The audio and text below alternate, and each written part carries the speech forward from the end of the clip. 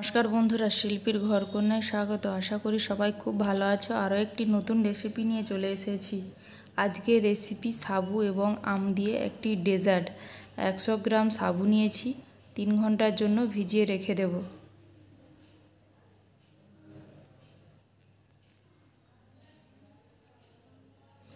এবং কড়াইয়ের মধ্যে 500 গ্রাম দুধ নিয়ে নেব।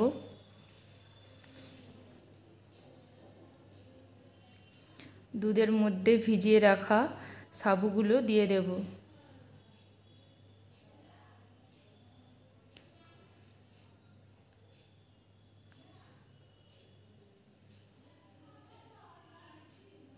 সাবুগুলো দিয়ে নেড়ে চেড়ে নিতে হবে, না হলে নিচে সাবুদানাগুলো লেগে যাবে।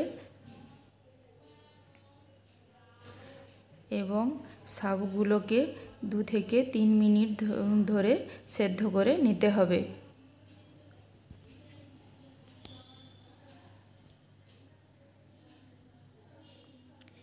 এই ডেজার্টটা খেতে খুব সুস্বাদু হয়, বাচ্চা থেকে বড় সবারই পছন্দ হবে।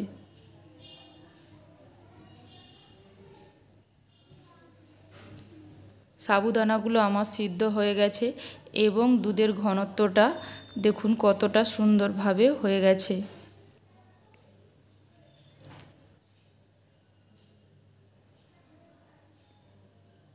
এর মধ্যে হাফ কাপ চিনি দিয়ে দেব। আপনারা চাইলে কনডেন্স মিল্কও দিতে পারেন। ভালো করে মিক্সড করে নেব এবং মিক্সড করার পর 2 থেকে 3 মিনিট ফুটিয়ে নিয়েছি। ফুটিয়ে নেওয়ার পর একটি পাত্রের মধ্যে ঢেলে নিচ্ছি। ঢেলে নেওয়ার পর রুম টেম্পারেচারে ঠান্ডা করে নেব এবং হাফ আম নিয়েছি, মিক্সিতে পেস্ট করে নেব।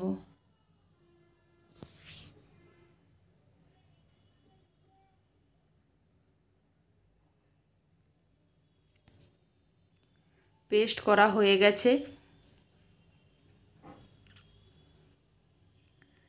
সাবু ও দুধের মধ্যে মিশিয়ে নেব।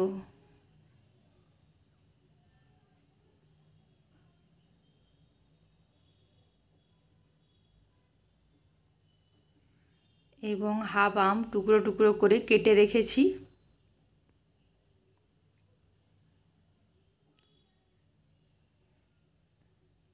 এর মধ্যে মিশিয়ে নেব। মিশিয়ে নেওয়ার পর 2 থেকে 3 ঘন্টা নর্মাল ফ্রিজে রেখে দেব।